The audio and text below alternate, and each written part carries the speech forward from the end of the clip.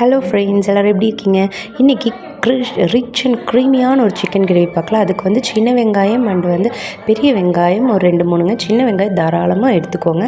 Next வந்து அதெல்லாம் குட்டி குட்டி பீசஸாக கட் பண்ணி எண்ணெயில் வதக்கி தென் வந்து இஞ்சி பூண்டு வந்து தேவைக்கேற்ப எடுத்து அதையும் வதக்கிக்கோங்க. நெக்ஸ்ட் வந்து பட்டை, கிராம்பு, ஏலக்காய், சோம்பு இது எல்லாமே வந்து நல்லா அந்த மிக்சர் கூட போட்டு நல்லா வதக்கிக்கோங்க. இதெல்லாம் வதங்கினதுக்கப்புறம் முந்திரி ஆட் பண்ணிக்கோங்க. நல்லா ரிச் அண்ட் க்ரீமியாக இருக்கும். நெக்ஸ்ட் தக்காளி ஆட் பண்ணி வதங்கினதுக்கப்புறம் மல்லித்தூள் 2 டேபிள் ஸ்பூன், மிளகாய்த்தூள் காரத்துக்கேற்ப மஞ்சள் தூள் ஆட் பண்ணி நல்லா வதக்கி ஆறுனதுமே மிக்ஸி ஜாரில் போட்டு நல்லா பேஸ்ட்டாக அரைச்சிக்கோங்க.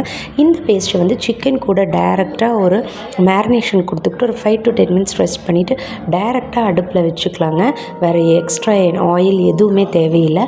தென் உப்பு தேவைக்கான அளவு ஆட் பண்ணி நல்லா சிக்கன் வெந்து வரட்டும்.